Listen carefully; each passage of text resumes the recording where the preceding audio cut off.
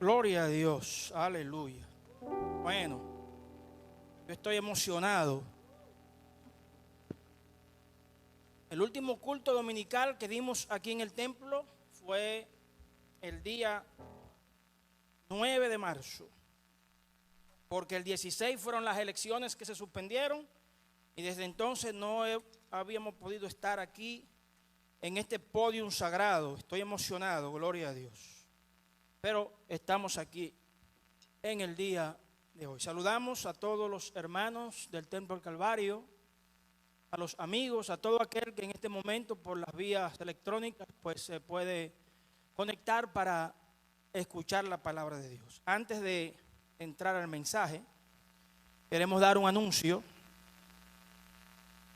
de parte de los pastores, de parte de nuestro pastor Félix Hernández y nuestra pastora Francia Hernández. Queremos llevar palabras de agradecimiento a toda la iglesia, porque en medio de la situación no han dejado de contribuir para que esta obra siga adelante. A través de las cuentas bancarias que tenemos, pues la Comisión de Finanzas, un servidor, Joaquín Key, hemos recibido las informaciones y los pastores de manera expresa nos dijeron que diéramos las gracias a la iglesia, a la generosidad de los hermanos que continúan dando sus contribuciones para que esta obra siga adelante. Gloria a Dios. Bien, hermanos, en el día de hoy, este domingo 7 de junio, el Señor nos ha dado una palabra que vamos a tratar de compartir con todos ustedes en esta mañana. Les reitero o les digo que este mensaje, de la manera que está escrito, un llamado de emergencia, es para 2 entregas bien apretadas y para 3 entregas de manera cómoda. Así es que los hermanos que están en sus casas, por favor, pueden tomar nota porque habrán informaciones. Es como cuando un escritor hace una revisión de un libro y hace una segunda edición y hay que revisarlo. Así son los mensajes en estos tiempos. De manera que, a modo de introducción, queremos decirle que el profeta Joel comienza a describir la emergencia a la que voy a referirme. En su capítulo 1, él comienza a hablar de la emergencia. O sea que, así como en estos días hemos oído la palabra emergencia, cuando comenzó la pandemia, pues todos los estados, todos los países entraron en emergencia. Los sistemas de salud prácticamente todos colapsaron porque no estaban preparados para ello. De esa misma manera, extrapolándolo, pues el profeta Joel, en la época que vamos a ver más adelante, vio una emergencia. Había una emergencia. Y ese capítulo 1, en su versículo 2, dice, por ejemplo: oíd esto, ancianos, o sea, los sabios, los entendidos, y escuchad todos los moradores de la tierra. O sea que no era solamente una emergencia para un grupo, era una emergencia para todos. Y el profeta Joel comienza a describir lo que es la plaga y la sequía, que era la emergencia de aquella época. Podemos decir que en estos tiempos hay una plaga que ya todos conocemos como el COVID-19 y una sequía en el aspecto de salud y en el aspecto económico que está azotando al mundo. Y más adelante le voy a dar algunos números que tienen que ver con la reorganización o los presupuestos complementarios que han tenido que hacer todos los países para poder operar. El versículo 10 del capítulo 1, estoy a modo de introducción, dice que el campo está asolado, se enlutó la tierra, porque el trigo está destruido. Para esa época era tal vez el rubro de mayor importancia, el trigo. Se secó el mosto, se perdió el aceite. Calamidad. Y el versículo 13 dice: ceñíos, lamentad, sacerdotes que tenían puesto de importancia para la época. Gemid, ministros del altar. Nosotros tenemos la dicha de que nos hemos estado comunicando, los caballeros hemos estado orando vía Zoom. Los retiros de los jueves hemos producido grandes materiales, canciones, oraciones. Y hemos podido mantener nuestros servicios miércoles, jueves, 2 veces retiros y el culto. El culto juvenil, muy bien esquematizado por nuestro pastor juvenil, Abel. Y los cultos dominicales, escuela dominical y el culto. Pero hay iglesias que no tienen las condiciones, que ha sido tal vez vía WhatsApp o por teléfono, que han podido los hermanos reunirse en armonía, como dice el salmista. Venid, dormid en silicio, una forma de humillación. Ministros de mi Dios, porque quitada es la casa de vuestro Dios, la ofrenda y la libación. La libación era un derrame de un líquido sobre el suelo que se usaba en la antigüedad. Puede decirse que era vino, leche o miel. Podemos llevarlo a los tiempos actuales. Seguimos la introducción del mensaje, un llamado de emergencia. Si lo llevamos a los tiempos de ahora, al descalabro de la economía mundial. Hasta ayer que pude ver los datos que había ocasionado el COVID-19,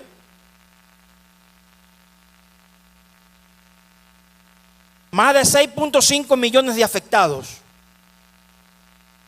más de 370,000 han muerto por la pandemia. Solamente voy a mencionar algunos rubros que han colapsado en el aspecto económico. Millones de trabajadores en las economías grandes han perdido sus empleos. Toda la industria de los medios de producción, la aeronavegación, la industria deportiva, sobre todo en los países de Europa, con lo que son las ligas de fútbol. En los Estados Unidos, clanes como la NBA, la MLB, la NFL, todas están cerradas. Los dueños de los equipos están gritando porque a partir de que comiencen pueden reactivar sus equipos para jugar. Tendrán que hacerlo sin presencia física. Y eso significa de que sus ingresos van a bajar. Las ligas menores, de la cual la República Dominicana tiene mucha presencia, desde clase A hasta triple A, básicamente los 30 equipos han despedido a los empleados de ligas menores. Todo eso repercute en contra solamente de la economía de la República Dominicana. No vamos a hablar de la remesa que dejamos de recibir. No vamos a hablar del turismo, que es el bastión, que es la industria sin chimenea de la economía de la República Dominicana. Escasez en todos los órdenes. Los servicios médicos han colapsado. La cantidad de muertos se cuentan en montones. Daba pánico ver cuando estaba en el pico de la pandemia, cómo en el estado de Nueva York tuvieron que habilitar frigoríficos para meter los cadáveres. Daba pena, hermano. Ni siquiera se puede comparar, sobre todo en los Estados Unidos, cuando la gran tragedia del 11 de septiembre del año 2001. Porque ahí perecieron unos 3, 4 mil personas. Sin embargo, ya solamente en los Estados Unidos van cientos de miles de muertos. Cerramos la introducción con las palabras del primer ministro de Italia. En momentos como estos nosotros nos declaramos incompetentes y solamente Dios puede hacer algo. Y he oído grandes grupos étnicos de diferentes grupos diciendo: ¿y dónde está Dios? Parecería ser que Dios es un Dios inmisericordia. Que Dios es un Dios que no se lamenta del padecimiento de los seres por Él creados. Y Y aunque pareciera un poco cruel, los creyentes decimos, Dios está en el mismo lugar cuando todos esos grupos se congregaban, los grupos para pecar y para ofender a Dios. Cuando todos esos gobiernos, ninguno han tomado en cuenta a Dios para sacar a Dios de las escuelas, para prohibir en ciertos lugares, incluso como en Corea del Norte, que los cristianos se reúnan. Dios sigue con su programa. Dios sigue con su programación y nadie va a romper el orden de Dios. Eso es a manera de introducción.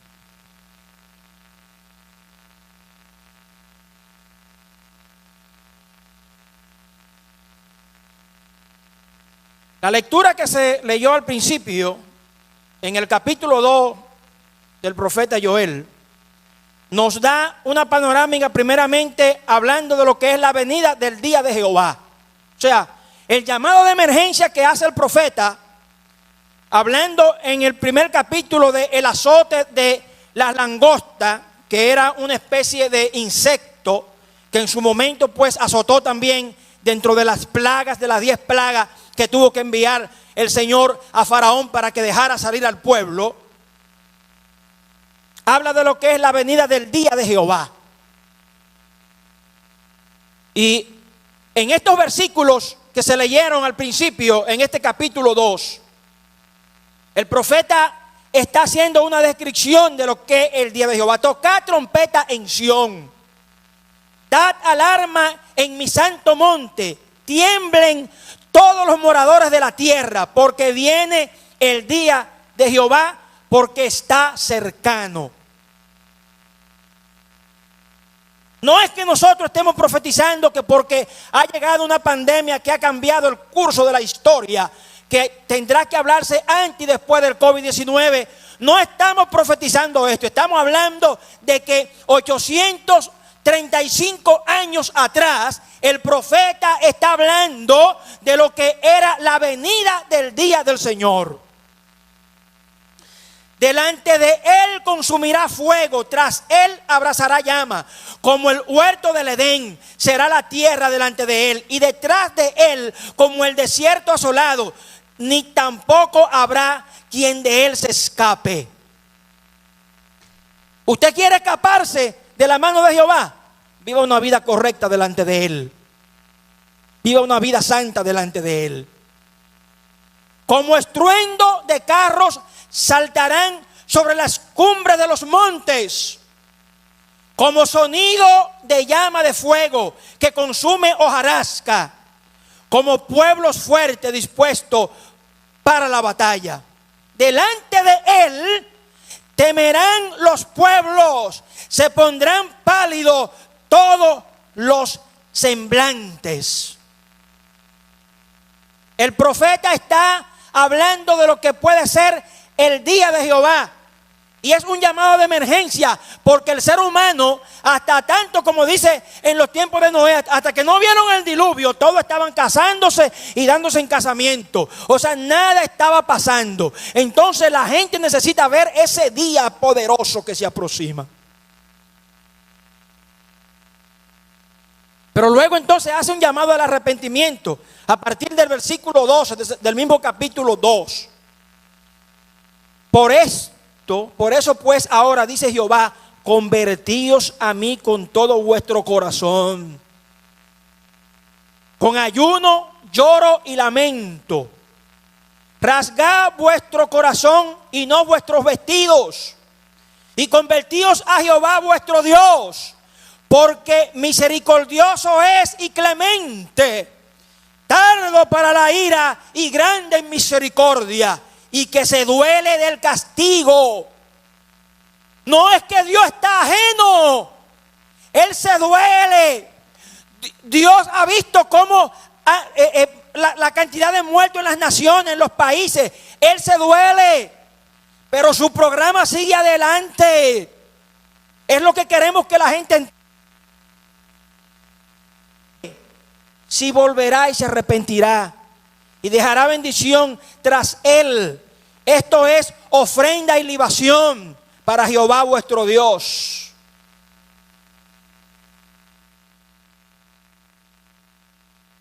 Tocad trompeta en Sión. Más adelante definiremos qué es Sión. Proclamad ayuno, convocad asamblea, reunid al pueblo, santificad la reunión, juntad a los ancianos, congregad a los niños y a los que maman, no se escape nadie. Salga de su cámara el novio y de su tálamo la novia. Dejen las reuniones sociales. Es lo que estos tiempos han dicho. Dejen de estar haciendo tantas reuniones improductivas. Dejen de estar haciendo tantas cosas que no agradan a Dios. Y vengan, entren la entrada y el altar y lloren los sacerdotes, ministros de Jehová. Y digan: perdona, oh Jehová, a tu pueblo, y no entregues al oprobio tu heredad, para que las naciones se enseñoreen de ella. ¿Por qué han de decir: ¿dónde está tu Dios? No es ahora con la pandemia que lo dice, siempre lo han dicho.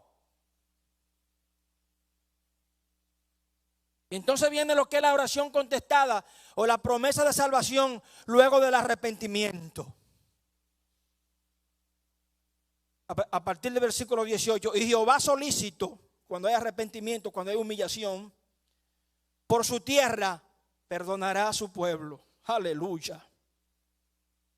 Responderá Jehová y dirá a su pueblo: he aquí, yo os envío pan, mosto, aceite, y seréis saciados de ellos, y nunca más os pondré en oprobio entre las naciones.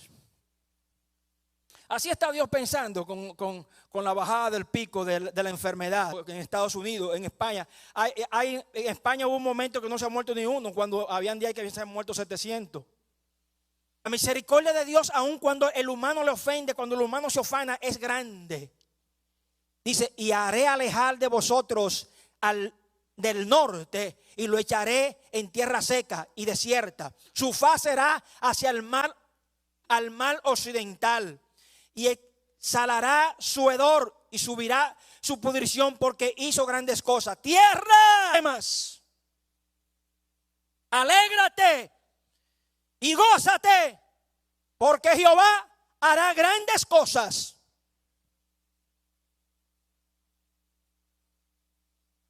Hermanos del Calvario, no teman. No importa que hayan algunos que pasen de los 65 y por respetar lo que el gobierno ha mandado no puedan venir al templo.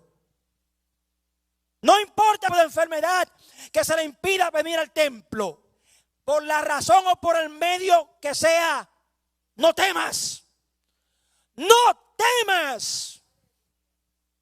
Y Dios es tan generalizado que dice: animales del campo, para que nadie diga que no se le llamó hasta los animales. Animales del campo, no temáis, porque los pastos desiertos reverdecerán, porque los árboles llevarán su fruto, la higuera y la vid darán sus frutos.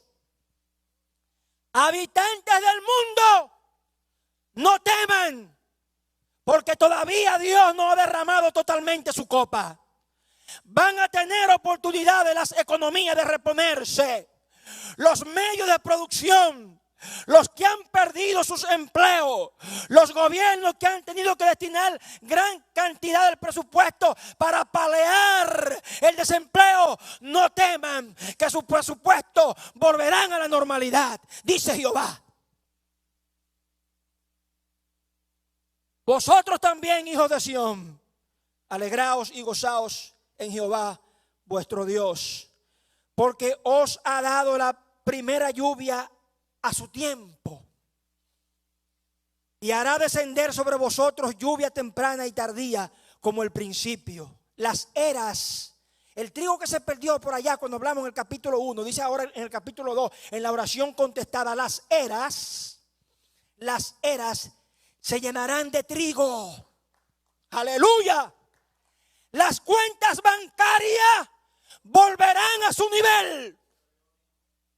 La industria turística volverá a tener presencia cuando Dios le diga a la pandemia, a la langosta, al revoltón, fuera.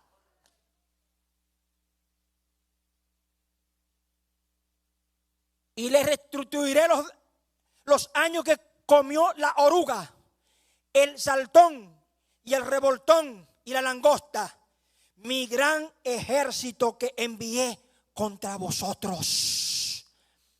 Aleluya. Comeréis hasta saciaros y alabaréis el nombre de Jehová, Dios, el cual hizo maravillas con vosotros. Y nunca, y oiga bien, y nunca jamás será mi pueblo avergonzado.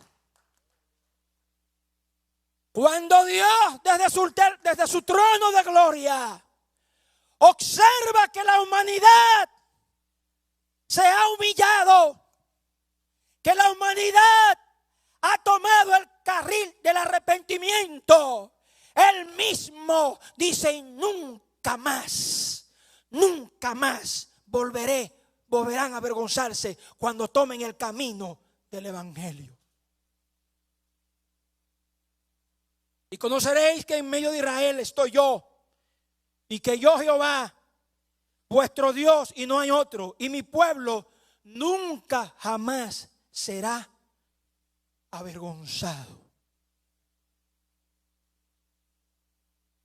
Y es ahí entonces cuando viene una de las partes más usadas y de mayor gozo para el pueblo cristiano.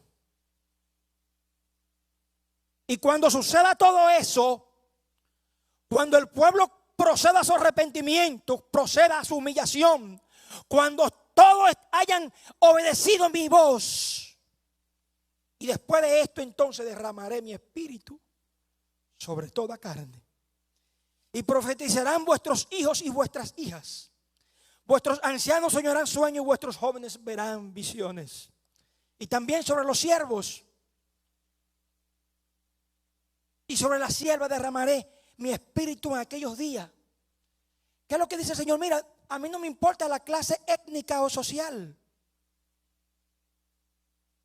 Cuando comenzó la pandemia decían los expertos que comenzó por la clase poderosa. Y daré prodigios en el cielo y en la tierra, sangre y fuego y columna de humo. El sol se convertirá en tinieblas y la luna en sangre, antes que venga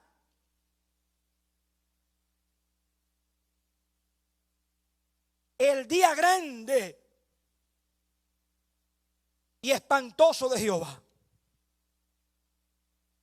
Y todo aquel que invocare el nombre de Jehová será salvo. Porque en el monte de Sión y en Jerusalén habrá salvación, como ha dicho Jehová, y entre el remanente en el cual yo he llamado. Aleluya. Estas informaciones, estas profecías de Joel, como le decía, datan del año 835 al 805 antes de Cristo. Una fecha que carece de exactitud. Nada se sabe de este profeta ni de las circunstancias que le rodean en su vida. Al parecer vivía en Judá y profetizó en Jerusalén. Su nombre literalmente significa Jehová es Dios, siendo un nombre común en Israel. Su etimología u origen proviene del idioma hebreo que significa Yahvé es Dios o Dios es su Señor. Según el canon, pertenece al grupo de los profetas menores.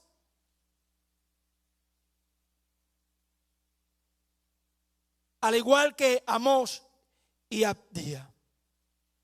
La temática de los 3 capítulos de este libro de Joel: el juicio y la gracia de Dios.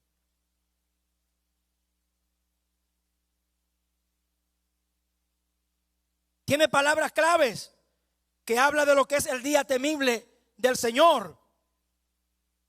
Esta profecía sucede en época de grandes conmociones para toda la tierra en Judá. Es la extrapolación que estamos haciendo con lo que está pasando hoy. Y por eso el tema de un llamado de emergencia. Una enorme plaga de langosta había consumido completamente la vegetación de los campos. Por lo que había pastos, no había pasto para las ovejas y el ganado, ni tampoco follaje en los árboles. En un breve lapso de tiempo, lo que antes había sido la tierra verde se había convertido en muladar y en desolación. En la descripción, el profeta informa que esta plaga de langosta era mayor que la que había llegado en Israel en los tiempos de Moisés.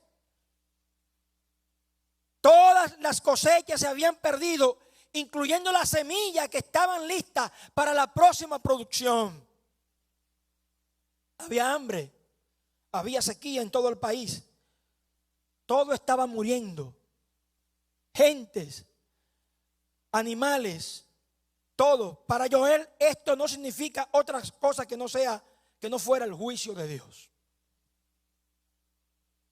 El profeta compara con inspiración divina tan terrible plaga de langosta que en los tiempos los compara con los tiempos de la tribulación, ya yéndose más lejos a una parte profética. Joel también se le conoce como el profeta de Pentecostés, pues sus palabras acerca del Espíritu Santo fueron citadas por el apóstol Pedro en el día de Pentecostés, cuando el apóstol Pedro habla de lo que es el profeta Joel.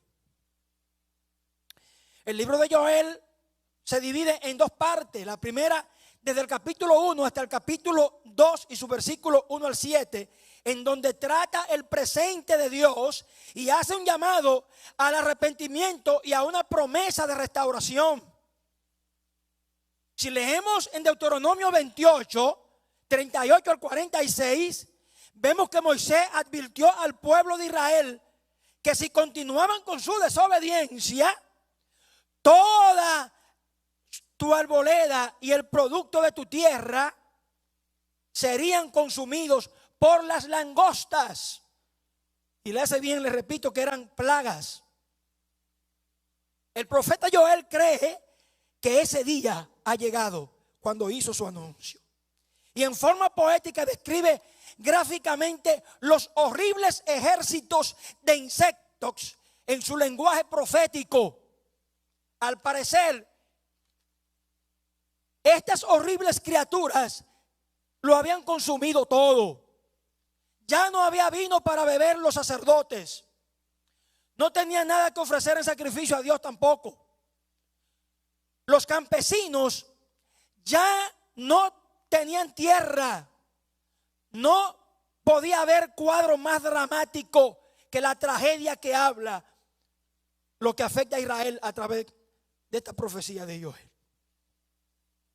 Para quienes están tomando nota en sus hogares, oigan bien, para cuando estudien el mensaje no se pierdan.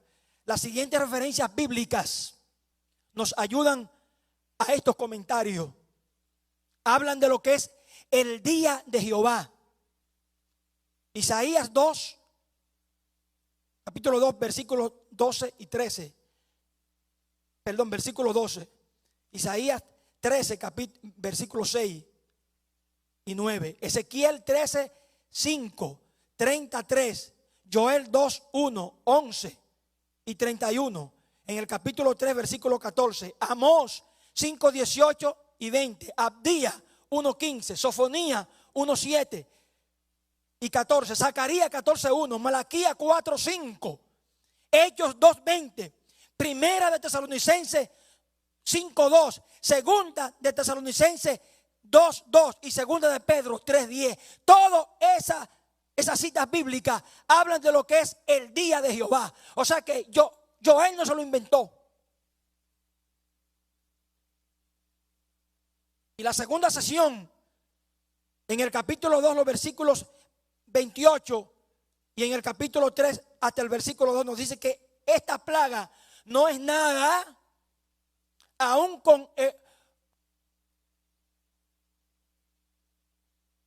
Bien, después de una pequeña interrupción, pues damos continuidad al tema. Nos habíamos quedado definiendo lo que era Sión. Es el nombre de una antigua fortaleza de los jebuseos en la ciudad de Jerusalén. En el Salmo 87, 2 y 3 dice: ama Jehová las puertas de Sión más que todas las moradas de Jacob. Cosas gloriosas se han dicho de ti, ciudad de Dios, llamada ciudad de David, en Primera de Reyes 8:1, Primera de Crónicas 11:5 y Segunda de Crónicas 5:2. Gloria a Dios.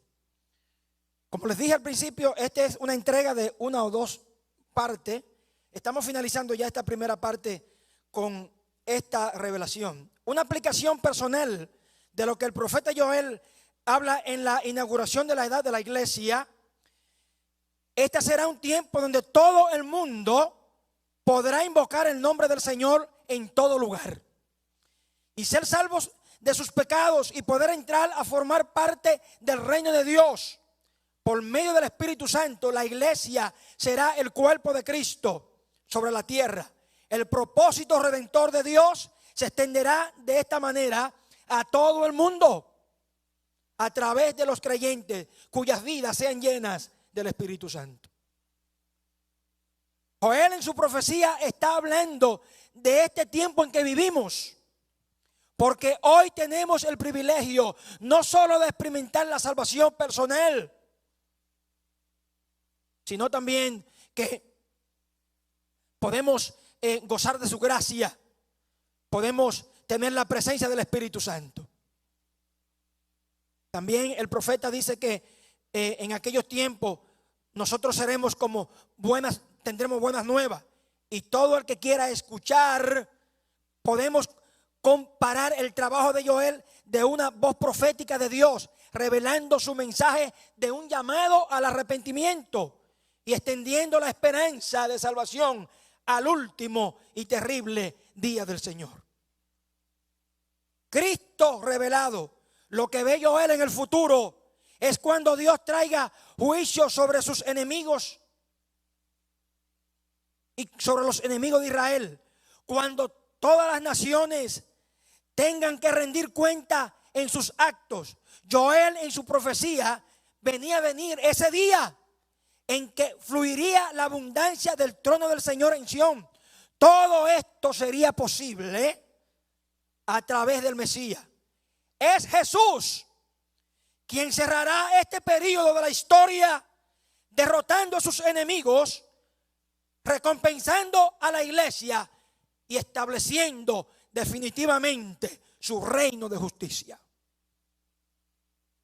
Yo quiero cerrar esta primera parte de un llamado de emergencia a que habla Joel, solamente diciendo los temas que en una próxima oportunidad vamos a agotar. Hablaremos de lo que es el Espíritu Santo en acción, si tenemos la oportunidad y Cristo no ha venido.